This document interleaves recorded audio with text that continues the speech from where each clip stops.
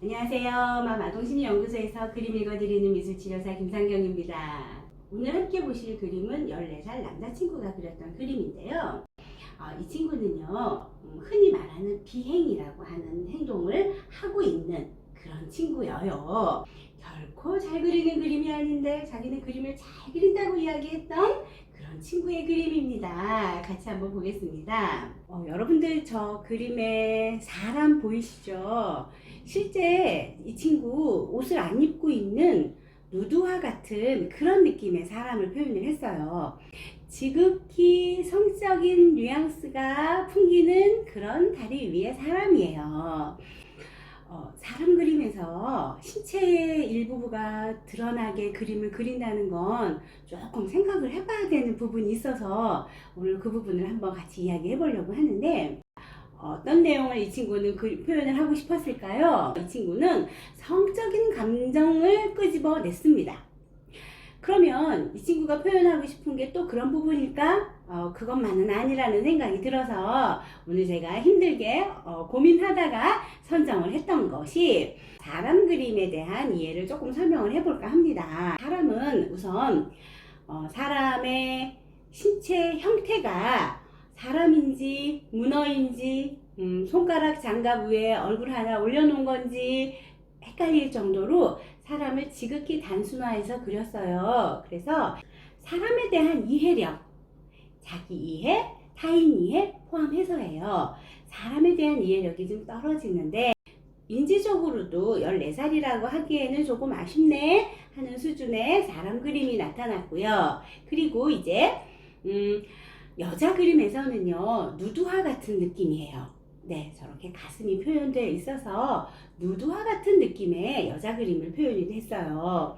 성적인 관심에 대한 표현이기도 하지만 정서적으로 심리적으로 이 친구 지금 무방비 상태라는 걸 저는 간접적으로 해석을 해보고 싶었습니다. 자, 정신적으로 심리적으로 무방비 상태 어떤 거예요? 우리 여러분들 방어기제라고 하는 말 들어보셨나요? 방어기제라고 하는 건 제가 학문적으로 설명하지 않고 제가 생각하는 내용을 설명을 드려요.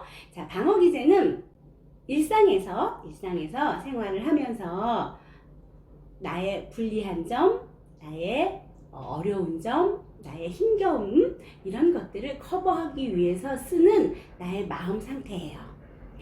자, 나의 마음 상태를 방어기제라고 이야기해서 그 방어기제를 통해서 나의 힘겹고 어렵고 무섭고 불편하고 하는 것들을 내가 극복을 하게 되는데, 이 친구의 이 그림에서 그 방어기제를 쓰고 있지 않는 그런 느낌을 받습니다. 방어기제를 시기적절하게 잘 사용하는 거, 그것도 자기 자신을 잘 돌보면서 사는 한 단면이기도 하거든요. 그런데 이 친구는 자기 자신을 잘 돌보면서 사는 모습이 보이지 않는 거예요. 누드화처럼 표현되어 있는 이미지에서 자기 자신을 남들에게 잘 그럴듯하게 포장해서 보이려고 하는 의지나 노력이 표현되어 있지 않고요. 그리고 자기의 감정이나 정서를 왜곡되지 않게 적절하게 표현하기 위해서 노력하려고 하는 모습도 보이지 않고요. 그래서 날것의 감정이라고 하죠. 날것의 감정을 그대로 표출하는, 그대로 일상에 드러내고 있는 친구의 그림이라고 해석을 할 수 있습니다. 단순하면서 날것의 감정을 표출하는 친구예요. 이런 부분들을 정리해서 제가 전달해 드리겠습니다. 이 친구의 행동 관찰에서는 거리낌이라는 게 없었고요. 어디서 온 자신감인지 자신감도 뿜뿜 넘쳐 보이는 행동을 했고요. 그리고 정말 자기 그림에 진심 만족을 했어요. 어떤 부분에 만족을 했냐면, 선생님이 보는 앞에서 저렇게 누드화 같은 그림을 마음껏 그렸다고 하는 자기 자신에 대해서 만족하는 그런 태도를 좀 보여줬어요. 자, 제가 이 그림에서 두 가지를 이야기하고 있습니다. 어떤 점이냐면, 자기를 비롯한 인간에 대한 이해가 부족해 보입니다 라고 하는 점을 이야기했고요. 그리고 두 번째는 생날것의 감정을 그대로 표출하는 방어기제를 거의 사용하지 않는 모습이 보입니다. 두 가지를 말씀을 드렸어요. 자, 어떤 친구가 떠오르시나요? 이 친구는 초등학교 1학년 때 ADHD라고 하는 판정을 받았고요. 그리고 그 시기에 잠깐 치료를 했는데 잠깐 치료하고 별로 효과 없어요. 그래서 치료를 중단했고요. ADHD 증상이 있는 친구들은 왜 이렇게 다양한 분야에서 많은 문제점들을 일상에서 성장하면서 보여줄까요? ADHD 증상을 가지고 있는 친구들이 성장하면서 비행이나 문제행동에 노출되는 사례로 강압이론이라는 걸 이야기해요. 나의 증상이나 나의 어떤 병명에 관계없이 네가 노력하지 않아서 그러는 거야, 네가 주의를 기울이지 않아서 그러는 거야, 너는 나쁜 아이라서 그러는 거야 라고 하는 학습이 되져서, 그래서 자기에 대한 부정적인 사고, 부정심리가 생겨서 부정적인 행동을 쉽게 하는 것으로 저는 그렇게 많이 이해하고 있고, 그런 문제들이 실제 많이 나타나고 있어서 그렇게 설명을 계속 드려왔는데요. 이 친구 조금 예외적인 부분이 있는 친구예요. 어떤 부분이냐면, 부모님으로부터 사랑을 정말 듬뿍 받았고요. 지금도 충분히 배려받고 이해받고 있다고 본인도 이야기하고 있어요. 그러면 강압적인 부모님의 태도 때문에 자기 부정적인 개념이 생겨서 비행이나 문제 행동을 한다기보다는 다른 쪽으로 이해를 해봐야 될 것 같다는 생각을 합니다. 어떤 다른 쪽이냐면, 얘는 원래 그래. 얘는 성격적으로 좀 과격한 데가 있고 성격적으로 잘 못 참아. 그래서 이 아이 비율을 건드리면 안 돼.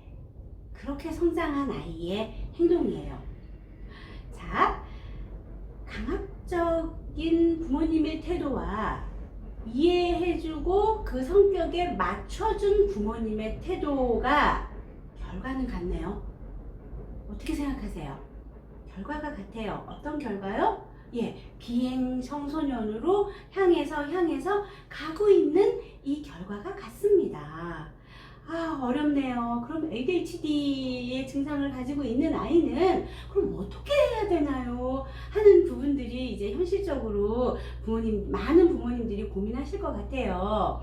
그 어떻게 부분은 적절함, 적당함, 그 부분을 놓치지 않는 게 저는 키포인트라고 생각해요.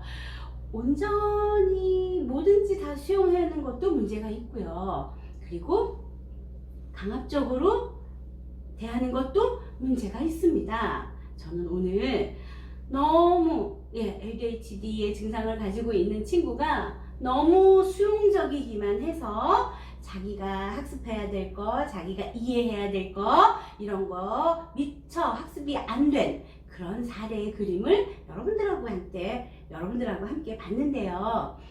자, ADHD라는 증상을 가지고 있는 아동을 키우는 부모님들 많이 어려우시죠? 이해합니다. 그런데 정답이 하나는 아니에요. 그걸 말씀드리고 싶네요. 오늘은 여기까지 이야기하고요. 또 내일 다른 그림으로 만날게요. 안녕히 계세요.